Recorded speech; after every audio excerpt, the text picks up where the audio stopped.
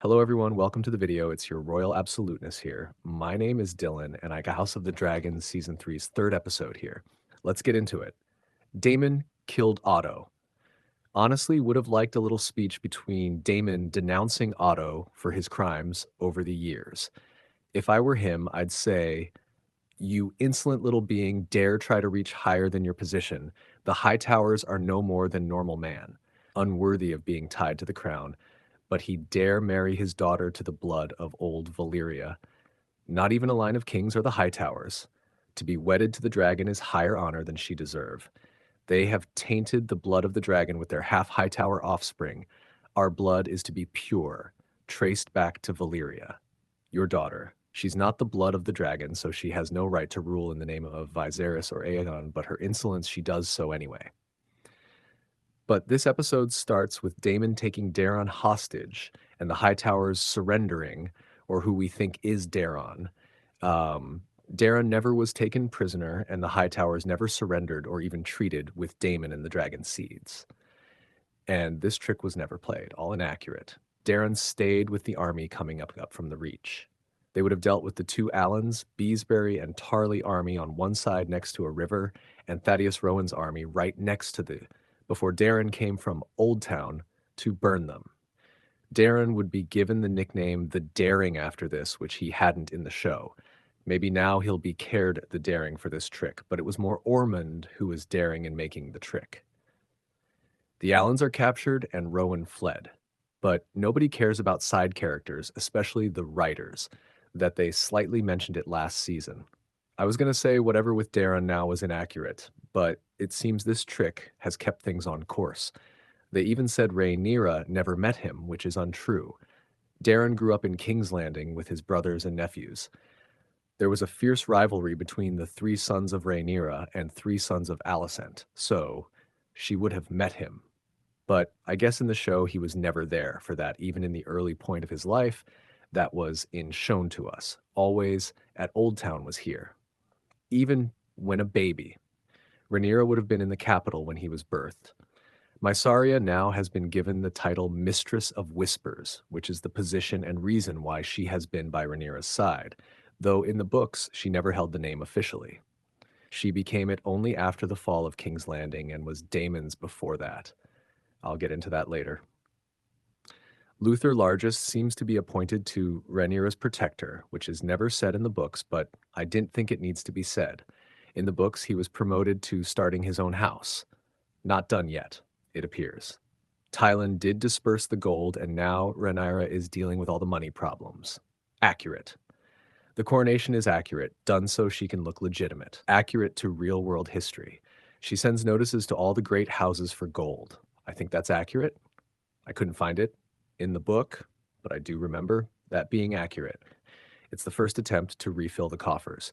Joffrey is called back from the Vale after the fall of Kyne's Land, no like in the books. I wonder if he will bring word of Rhaena being missing, and that will get people suspecting her. When Joffrey comes back, Rhaenyra plans a lavish ceremony to install him as the official heir. I guess that's what the banquet Rhaenyra is having. If they added in the show, that would further push the money problems, and Rhaenyra is not doing a good job.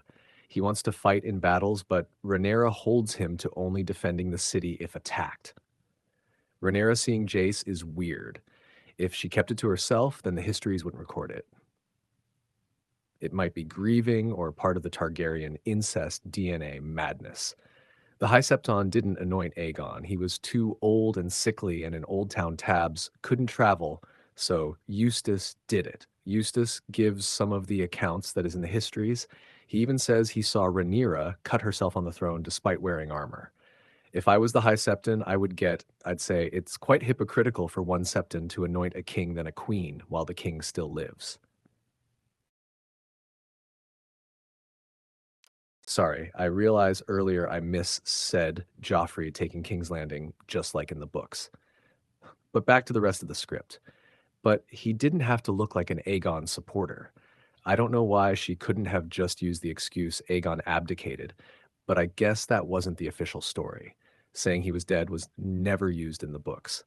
I wonder if the High Septon will morph into the Shepherd. Getting rid of other characters and giving their roles to others seem to be what the show writers love. In the books, Corlys proclaims Adam and Alan as Laenor's sons to share history. The shame since his son is already dead and needed to be looked at more manly and not his unpregnating women ways. In the books, it is not sure if Corlys has Targaryen blood from a past Targaryen Valerion marriage, but it seems like Valerian women marry into Targaryen men, not the other way around. But their mother Merilda may have had Targaryen blood as a bastard on Driftmark. She gave birth at 16. Too young. Corlys, someone call Kendrick, because we got a predator who needs his name registered and placed on Neighborhood Watch.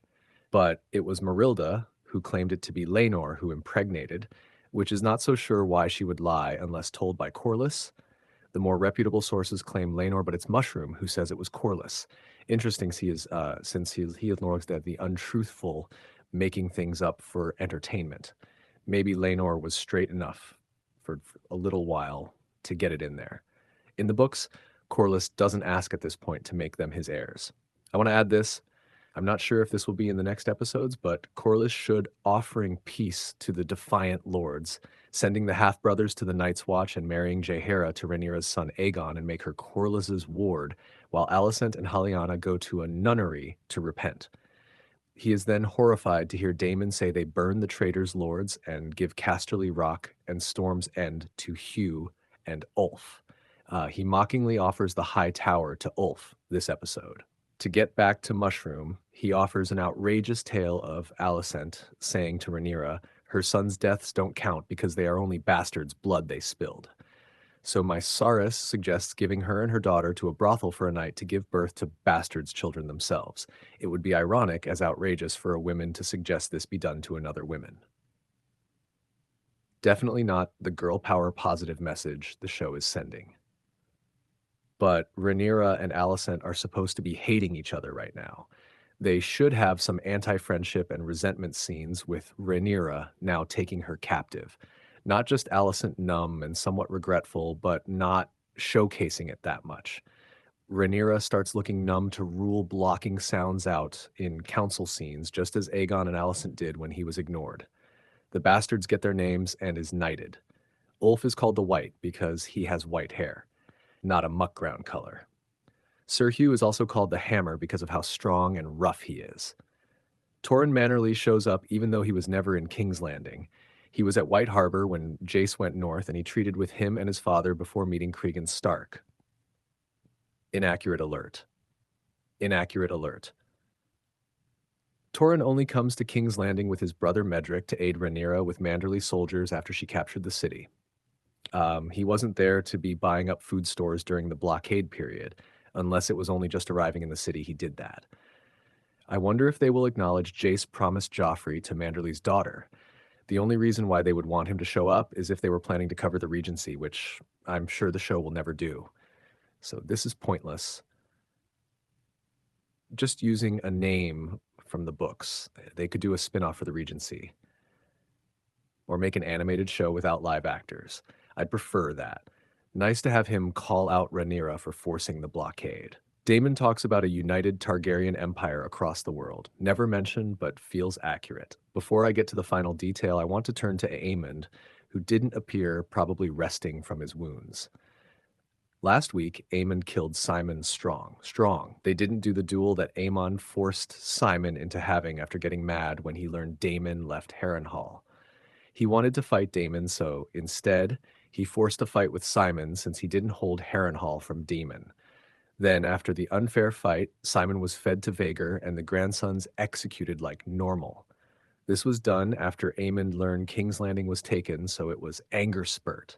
All that would be entertaining, but instead we got Simon insisting he can't fight and killed on the spot. Then one of the grandsons stabbed Aemond, which led to what we saw in this episode, Aemond being treated by Alis, which wouldn't have happened because it's not like Simon could have left a wound on Aemond. Not unless the histories decided to leave that out to make Aemond not look like a wimp. Inaccurate is the point. I also want to point out about the rats.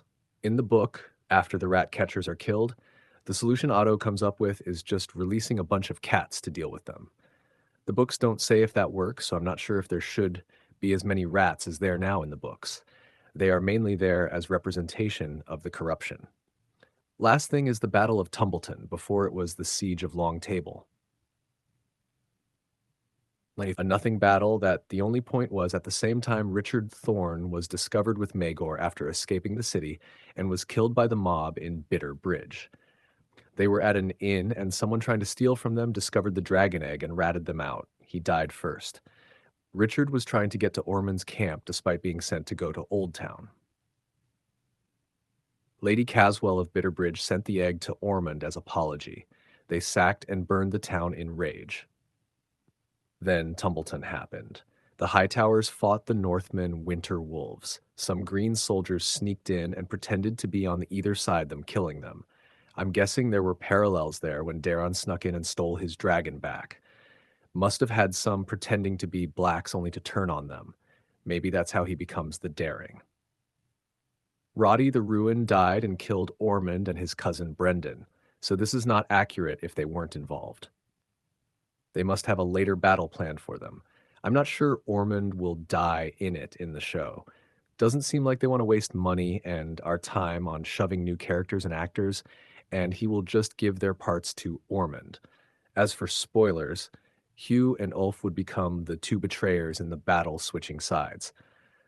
When I thought Daeron was taken hostage, I had thought Daeron has been taken hostage so Ulf and Hugh can free him.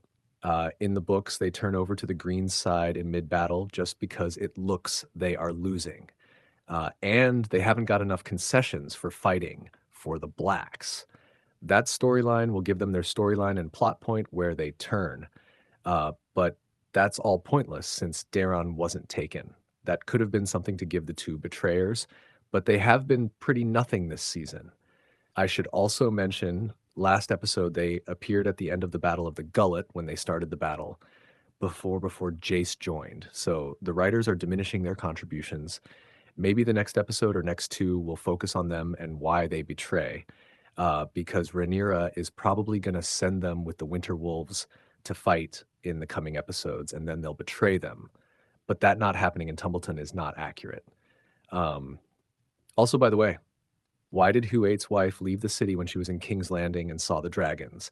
She left without saying anything. Didn't Hugh tell her when they claimed the city? He would get her and bring her to the Red Keep. Was she scared or just not in love with the being in the Red Keep plan? Anyway, I think what might push Ulf to betray Rhaenyra if she does name Adam a Valerion. That doesn't happen in the book, but if it does here, it could push Ulf and his resentment at his status despite being a dragon rider.